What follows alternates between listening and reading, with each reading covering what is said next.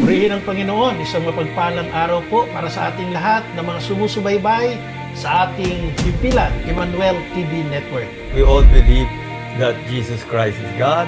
We all believe in the Trinity. So that so much more is the thing that will make you stay and make you continue on with faith.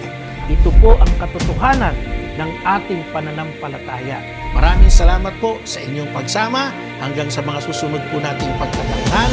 Ako po si Brother Marco, si Evangelista, na lagi pong nagpapaalala at nagsasabing ang Diyos ay sumasa atin, Emmanuel.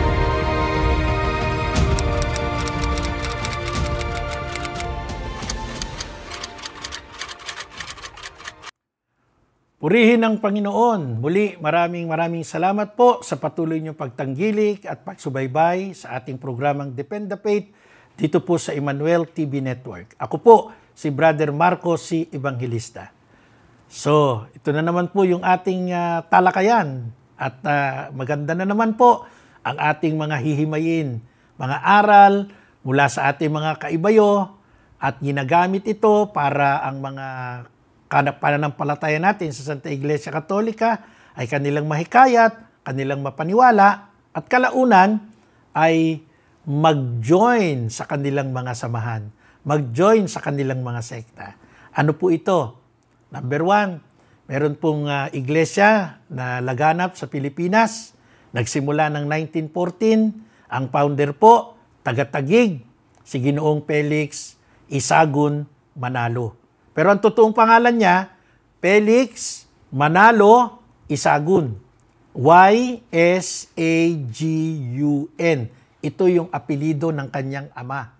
Manalo, apelido po ng kanyang ina.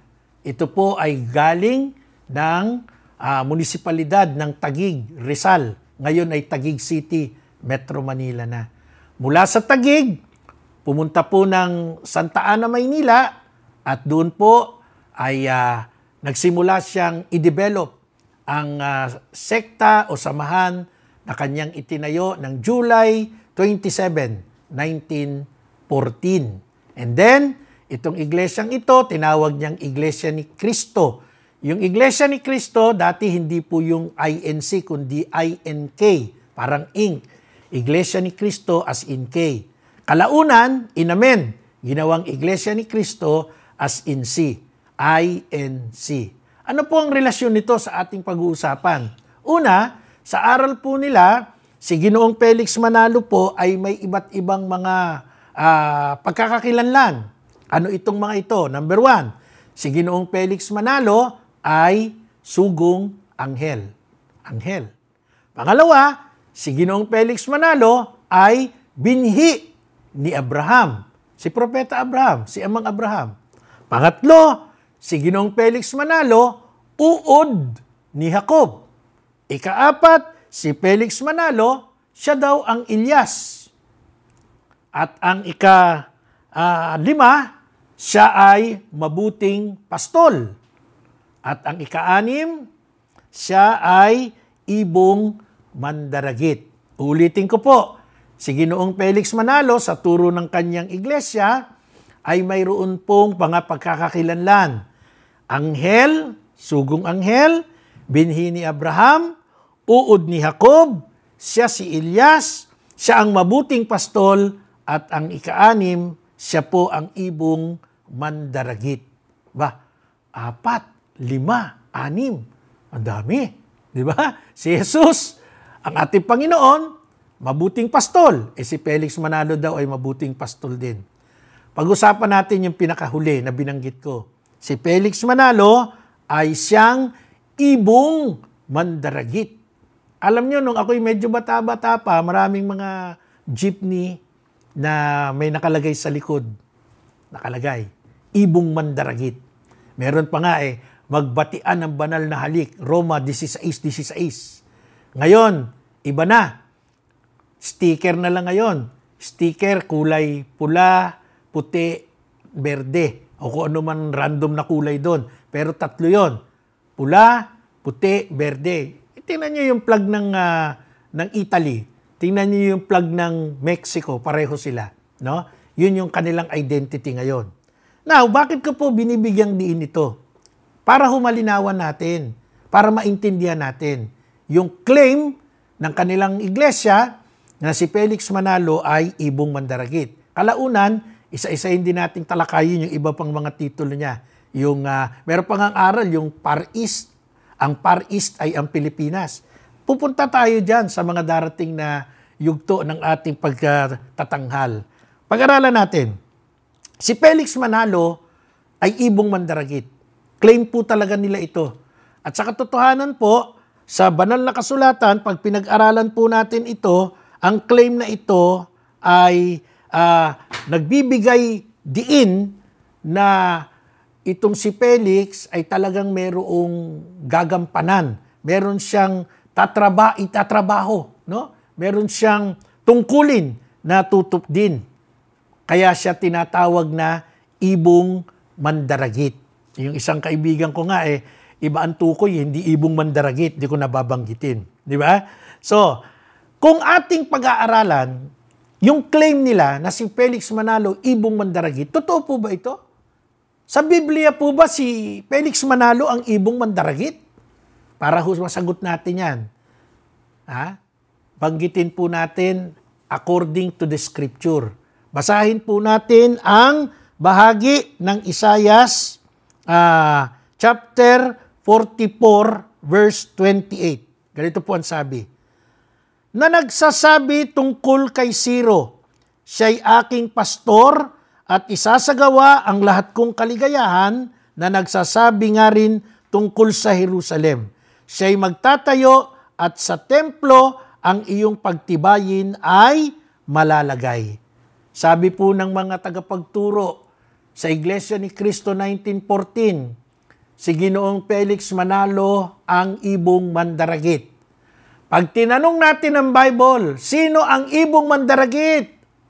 Ang sagot po maliwanag, Isaias 44:28. Meron agad pininpoint, meron agad tinukoy na tao.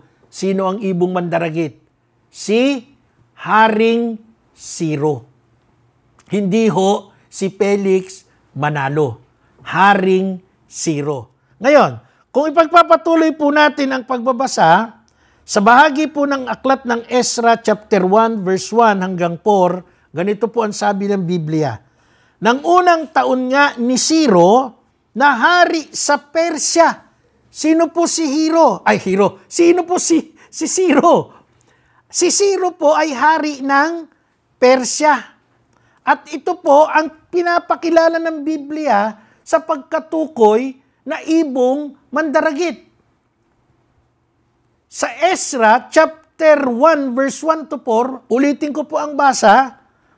Nang unang taon nga ni Ciro na hari sa Persya, upang ang salita ng Panginoon sa pamamagitan ng bibig ni Jeremias ay maganap, kinilos ng Panginoon ang diwa ni Ciro na hari ng Persya, na siya'y nagtanyag sa kanyang buong kaharian at isinulat din naman na sinasabi, ganito ang sabi ni Ciro na hari ng Persya, ibinigay sa akin ng Panginoon, ng Diyos ng langit, ang lahat ng kaharian sa lupa at ibinili niya sa akin na ipagtayo ko siya ng isang bahay sa Jerusalem. Meron pong instruction ng Diyos kay Haring Ciro. Ipagtayo ko siya ng isang bahay sa Jerusalem na nasa Huda. Sino man sa inyo, sa kanyang buong bayan, sumakanya nawa ang kanyang Diyos at umangon siya sa Jerusalem na nasa Huda at itinayo ang bahay ng Panginoon, ang Diyos ng Israel. Siya'y Diyos na nasa Jerusalem. Verse 4, at sino mang naiwan sa alinmang dako na kanyang pinakikipamayanan, tulungan siya ng mga lalaki sa kanyang kinaroroonan ng pilak at ng ginto at ng mga pag-aari at ng mga hayop, bukod sa kusang handog sa bahay ng Diyos na nasa Jerusalem. Yan po ang maliwanag na pagkakalarawan ng Biblia tungkol sa ibong mandaragit. Tuloy po natin ang basa sa aklat ng Ezra chapter 6 verse 3 hanggang 5. Nang unang taon ni Ciro na hari, si Ciro na hari ay gumawa ng pasya tungkol sa bahay ng Diyos sa Jerusalem. Ipinahintulot na maitayo ang bahay, ang dako na kanilang pinaghahandugan ng mga hain, at ipahintulot na malagay sa matibay ang mga taong baon. Ang taas nito'y 60 siko at ang luwang niyo'y 60 siko, na may 3 hanay na mga malalaking bato at ang isang hanay ng bagong kahoy, at ang magugugol ay ibibigay na mula sa bahay ng hari. At ang ginto at pilak na mga sisidlan din naman ng bahay ng Diyos na inilabas ni Nabucodonosor sa templo na nasa Jerusalem at nangadala sa Babylonia, masauli at ipasok uli sa templo na nasa Jerusalem, bawat isa'y sa kanya-kanyang dako at iyong ipaglalagay sa bahay ng Diyos. Mga ginigiliw kong taga-subaybay, isa po ang klaro. Yun pong pangarap nilang si Felix Manalo'y sugong anghel, pangarap lang po yun. Ito po'y pag-claim. Ang tawag nga doon sa wikang English, credit grabber. Sapagkat ang hari ng Persya na tumutugon sa pangalang Ciro, ang itinalaga ng Diyos na tatawaging ibong mandaragit. At ano po ba ang kaugnayan ni Ginoong Felix Manalo dun sa instruction ng Diyos? Ano ang instruction ng Diyos? Ipagawa mo ako ng bahay, gawan mo ako ng bahay doon sa Jerusalem na nasa Huda. Nakapagpagawa ho ba si Ginoong Felix Manalo? Sa Pilipinas po ba ipinatayo yung bahay ng Diyos? Hindi po. Sa Jerusalem. Bakit po ba nagkaroon ng ibong mandaragit? Si Haring Ciro po ay kinuha ng Diyos upang maitindig ang kanyang bayan na inalipin ng matagal na panahon ng isa ring hari, si Haring Nabucodonosor. Si Haring Nabucodonosor po ay masamang hari. Kaya ang sabi ng Diyos, Ciro, ang hari ng Persya, halika, gagawin kitang ibong mandaragit. Lulupigin mo ang mga umuusig sa aking lahi, sa aking lipi, sa aking bayan, at itayo mo ang isang bahay ng Diyos doon sa Jerusalem. Alam nyo, yung lahat ng tagpong iyan sa bahagi ng Biblia, hindi po natin makikita sa Pilipinas. Hindi po natin makikita sa katauhan ni Felix Manalo.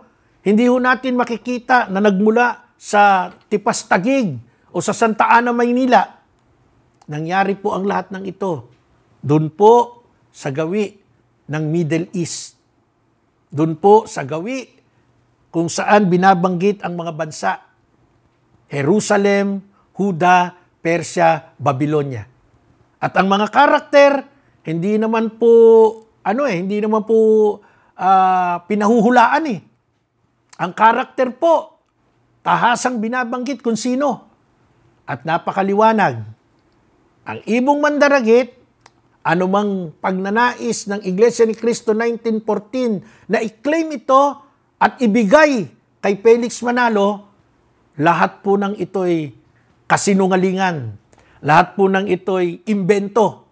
Lahat po ng ito'y pangarap lang nila. Sapagkat sa Biblia, suriin man natin itong paulit-ulit, ang ibong mandaragit, walang iba kundi si Haring Ciro. At sa katotohanan po, ang atin pong kasaysayan, ang libingan ni Haring Ciro, sa ngayon ay matatagpuan po sa Pasargadae, Iran. At ito po'y tinuturing World Heritage Site. At ang tawag nga po dito ay the Tomb of Cyrus the Great, na nanungkulan mula 529 BC hanggang 590 BC. Kaya ho, sa tala ng kasaysayan, sa tala ng katotohanan, sa tala ng Biblia, uulit-ulitin po natin, Ang ibong mandaragit, hindi yung si Ginoong Felix Manalo ng Pilipinas. Ang ibong mandaragit sa Biblia ay walang iba kundi si Haring Ciro ng Persya. At sa panghuli, sabi ho ng Panginoon sa banal na kasulatan, Jeremiah chapter 23, verse 30 to 31. Laban sa mga propeta na kumakatha ng mga pangitain, ng mga pangarap na walang katotohanan, laban ang Diyos sa mga ito. Kaya ho, kung laban sa Diyos ang mga nagpapanggap na propeta, ba't po tayo sasama at ba't po tayo makikianib sa mga likhang ito ng mga bulaang propeta? Patuloy po tayong mag-aral, magsaliksik at ipaglaban ang ating pananampalatayang Katoliko. Ako po si Brother Marco, si Evangelista, na laging nagpapaalala sa atin, ang Diyos ay sumasa atin, Emmanuel.